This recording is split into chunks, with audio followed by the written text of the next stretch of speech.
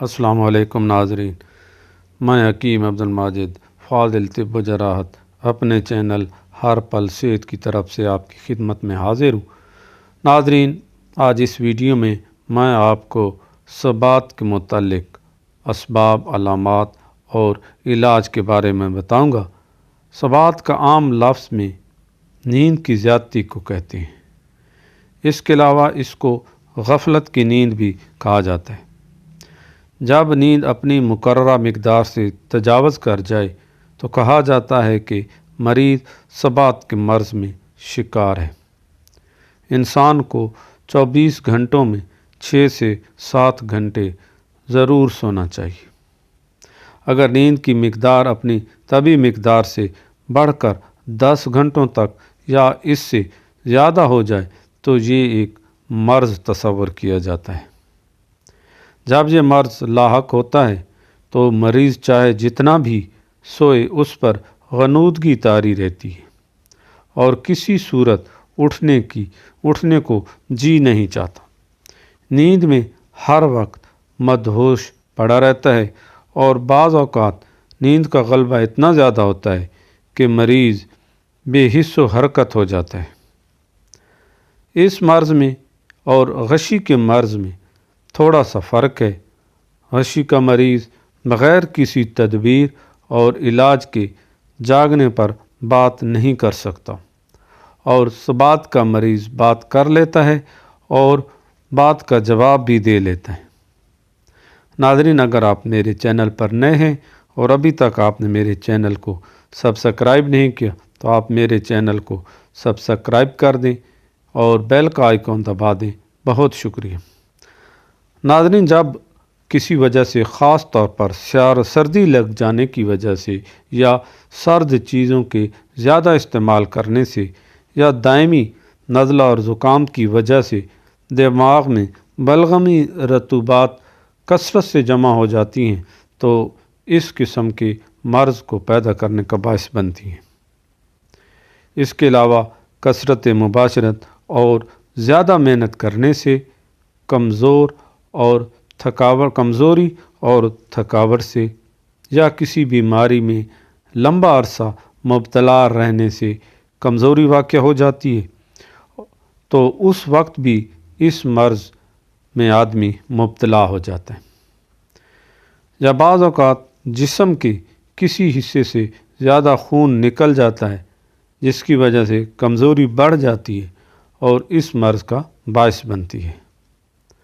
ناظرین، ہر مرض کی کچھ علامات ہوتی ہیں جن کی وجہ سے مرض کو پہچانا جا سکتا ہے۔ اسی طرح اس مرض کی بھی کچھ علامات ہیں جن کی وجہ سے اس مرض کا پتہ چلتا ہے۔ ان علامات میں مریض کے سر کا اگلا حصہ بھاری اور بوجھل ہو جاتا ہے، چہرے پر بھربھراہٹ معلوم ہوتی ہے اور پلکوں پر بوجھ محسوس ہوتا ہے۔ ناک اور منہ سے بار بار رطوبت خارج ہوتی ہے۔ سر چھونے سے ٹھنڈا معلوم ہوتا ہے۔ نیند میں اس مریض کی حالت بالکل ایسے ہی ہوتی ہے جیسے کوئی گہری نیند سو رہا ہو، لیکن خراٹوں کی آواز بلند ہوتی ہے۔ اگر مریض کے چہرے کو غور سے دیکھا جائے تو غشی کے مریض کی طرح چہرے پر پسماندگی اور زردی نہیں پائی جاتی۔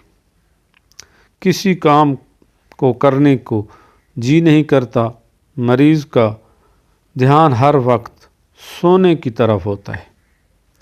ناظرین، اگر آپ میرے چینل پر نئے ہیں اور ابھی تک آپ نے میرے چینل کو سبسکرائب نہیں کیا تو آپ میرے چینل کو سبسکرائب کر دیں اور بیل کا آئیکن ضرور دبا دیں۔ ناظرین، جب کوئی مرض لاحق ہوتا ہے تو اس کے لیے مخصوص خوراک اور کچھ پرہیز ہوتے ہیں جن کا خیال رکھنا پڑتا ہے، اور اس پرہیز اور غذا سے مرض میں کمی واقع ہو جاتی ہے۔ لہذا اس مرض میں بھی کچھ پرہیز اور مخصوص غذا ہیں، آپ اس کو بھی نوٹ کر لیں۔ سب سے پہلے بات کرتے ہیں پرہیز کی۔ تو اس مرض میں ٹھنڈی اور تر چیزوں سے پرہیز کیا جائے۔ ان اشیاء میں کدو، کھیرا، تربوز اور برف کا ٹھنڈا پانی شامل ہیں۔ اس کے علاوہ ثقیل اور دیر ہضم غذاؤں مثلاً چنے کی دال، مسور کی دال اور مٹر وغیرہ سے بھی پرہیز کیا جائے۔ جہاں تک اس مرض میں غذا کا تعلق ہے تو ہلکی اور نرم غذا استعمال کیجیے، جیسے مرغی کا گوشت، بکرے کا گوشت استعمال کریں اور مغزیات میں بادام، اخروٹ، چلغوزہ وغیرہ استعمال کیے جائیں۔ ناظرین، اب چلتے ہیں اس مرض کے علاج کی جانب۔ جیسا کہ میں پہلے عرض کر چکا ہوں کہ مرض کے کچھ اسباب ہیں جن کی وجہ سے یہ مرض لاحق ہوتا ہے۔ اگر یہ مرض نزلہ اور زکام کی وجہ سے ہو تو آپ یہ نسخہ استعمال کریں۔ نسخہ کے اجزاء آپ نوٹ فرما لیں: گل بنفشہ 7 ماشی، عناب 5 دانے، تخم ختمی 7 ماشی، سپستان 9 دانے، گو زبان 5 ماشی، تخم خبازی 7 ماشی، ملٹھی مکشر 5 ماشی۔ ان سب ادویات کو رات کے وقت پانی میں بھگو کر رکھ دیں۔ اگر آپ اس کی تاثیر کو بڑھانا چاہتے ہیں تو ان ادویات کو رات کے وقت نیم گرم پانی میں بھگو کر رکھ لیں۔ صبح کے وقت اس کو مل کر چھان لیں اور اس میں شربت بنفشہ 2 تولہ ملا کر نیم گرم پی لیں۔ مریض کو سردی سے بچائیں۔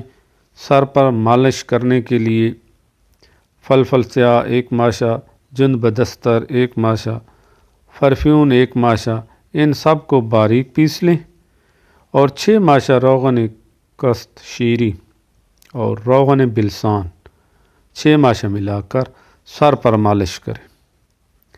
اس کے علاوہ اگر مریض پر اتنی غنودگی ہے کہ وہ بیدار نہیں ہو رہا تو اس کے لیے جند بدستر 1 ماشا، شونیز 1 ماشا، فلفل سیاہ 1 ماشا، ان ادویات کو باریک پیس کر کپڑ چھان کر لیں اور مریض کو سونگھائیں۔ اس کے سونگھتے ہی مریض بیدار ہو جائے گا انشاءاللہ۔ اس کے علاوہ اس مرض میں یہ نسخہ بھی بہت مفید رہتا ہے۔ آپ نسخہ کے اجزاء نوٹ فرما لیں: پوست حلیلہ زرد 1 تولہ، نمک لاہوری 6 ماشا، بنفشہ 2 تولہ، سونف 6 ماشی، تخم کرفس 6 ماشی اور سکمونیا 3 ماشا۔ ان سب ادویات کو باریک پیس لیں اور پانی کی مدد سے چنے کے برابر گولیاں بنا لیں۔ روزانہ عرق سونف 5 تولہ کے ساتھ استعمال کریں۔ انشاءاللہ آپ کو اس سے بہت فائدہ ہوگا۔ ناظرین، یہ تھی آج کی ویڈیو۔ اب اجازت دیجیے۔ اللہ حافظ۔